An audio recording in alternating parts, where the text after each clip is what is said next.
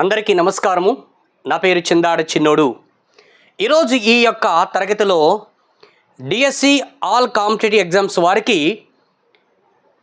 GK topic number 6, DSC all SAs వారికి, DSC all SGT వారికి prepare అవుతున్నటువంటి ప్రతి ఒక్కరికి కూడా జీకే ఏ పార్ట్ చదవాలన్న ఉద్దేశంతో చాలామంది అభ్యర్థులు కన్ఫ్యూజ్లో ఉన్నారు. కాబట్టి వారి యొక్క అనుమానాలను నివృత్తి చేయడం కోసం గత డిఎస్సిలో ఇచ్చినటువంటి ప్రశ్నలను ఆధారంగా చేసుకుని ఆ యొక్క ఇంపార్టెంట్ టాపిక్స్ని నేను మీకు బోధిస్తూ ఉన్నాను. ఈరోజు మరి డిఎస్సి జీకే టాపిక్ నెంబర్ 6లో భారతదేశము ప్రసిద్ధ వ్యక్తుల సమాధులు, వాటి యొక్క పేర్లు. చాలా చిన్న టాపిక్, చాలా ఇంపార్టెంట్ అయినటువంటి విషయాలు ఉంటాయి. భారతదేశంలో ఉన్నటువంటి ప్రసిద్ధమైన వ్యక్తుల యొక్క సమాధులు, ఆ సమాధులకు ఉన్నటువంటి పేర్లు ప్రతి డిఎస్సి పేపర్లోనూ కూడా ఈ ప్రశ్న ఇస్తూ వస్తున్నాడు. అందుకనే చిన్న టాపిక్ని మీరు ఈజీగా చదువుకోండి. ఒక 15 మంది వ్యక్తుల యొక్క మరి వారి యొక్క సమాధులు, వాటి పేర్లు కూడా మీకు ఇక్కడ చెప్పడం జరుగుతుంది. కాబట్టి వీటిని మననం చేయండి. ఓకే, 1వ ప్రశ్నకి వెళ్దాం. ఇవన్నీ మీకు తెలిసినవే. రివిజన్. ఓకే, జవహర్లాల్ నెహ్రూ, ఆయన యొక్క మరి సమాధి పేరు శాంతివనం. గుర్తుపెట్టుకోండి, శాంతివనం. ఓకేనా? అందుకనే జవహర్లాల్ నెహ్రూ అంటే భారతదేశానికి మొదటి ప్రధానమంత్రి గారు. ఆయన యొక్క సమాధి పేరు శాంతివనం. 2, లాల్ బహదూర్ శాస్త్రి గారు. లాల్ బహదూర్ శాస్త్రి గారి యొక్క మరి సమాధి పేరు విజయఘాట్. ఏంటండి? లాల్ విజయఘాట్. 3వది గుల్జారీ లాల్ నందా నారాయణ ఘాట్. ఏంటి సార్?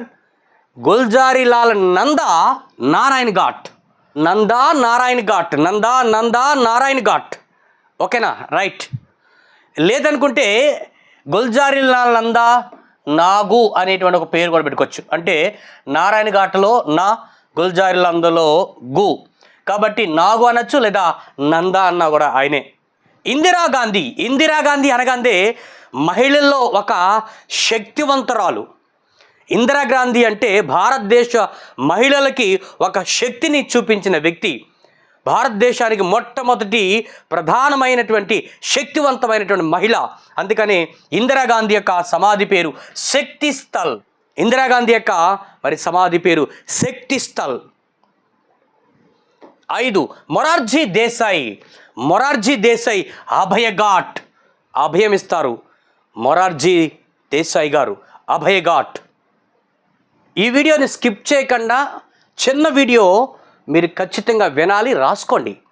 మీరు ఇప్పటికే చదివారు, ఇవన్నీ మీకు వచ్చు, కానీ ఒక్కసారి రివిజన్ చేయండి. Doctor BR Ambedkar చైత్రభూమి. బాబు జగజ్జీవన్ రామ్ అంటే సమతాస్థల్. దేవీలాల్ సంఘర్షస్థల్. 9, మహాత్మా గాంధీ గారు, జాతిపిత మహాత్మా గాంధీ గారి యొక్క మరి సమాధి పేరు రాజ్ఘాట్. మహాత్మా గాంధీ గారి యొక్క సమాధి పేరు రాజ్ఘాట్. 10, రాజీవ్ గాంధీ వీరుడు కాబట్టి వీరభూమి, యువకుడు, వీరభూమి. చరణ్ సింగ్ కిసాన్ ఘాట్. అంటే కిసాన్ ఘాట్. కిసాన్ అంటే రైతు, కాబట్టి చరణ్ సింగ్ రైతుగా భావిస్తే కిసాన్ ఘాట్.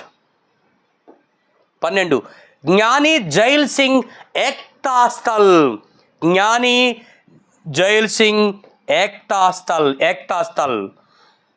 13, కృష్ణకాంత్ గారు. కృష్ణకాంత్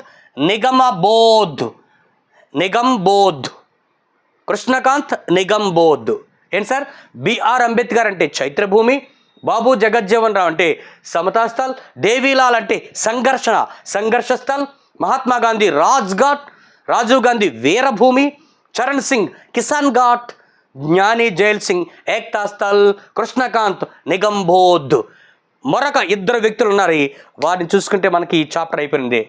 14 ఎన్టీ రామారావు గారు, తెలుగు ప్రజల ఆశా జ్యోతి, మరి సినీ కళా రంగామ తల్లి నుంచి వచ్చినటువంటి గొప్ప వ్యక్తి. ఎన్టీ రామారావు గారి యొక్క మరి సమాధి పేరు బుద్ధ పూర్ణిమ, హైదరాబాద్. పివి నరసింహారావు గారు, మనకి తెలుగువాడిగా గర్వంగా చెప్పుకునేటువంటి ప్రధానమంత్రి పివి నరసింహారావు గారి యొక్క మరి సమాధి పేరు జ్ఞాన భూమి. ఇవి మనం చూసుకుంటే సరిపోద్ది.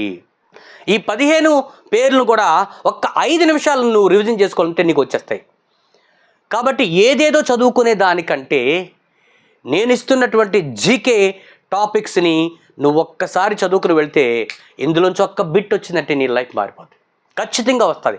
అందుకనే మరి డిజిటల్ కంప్యూటర్ బేస్డ్ ఎగ్జామ్స్ కాబట్టి ఎవరో ఒకరు పేపర్ మీద ఖచ్చితంగా ఇది అడిగేటువంటి అవకాశం ఉంది. ఓకేనా?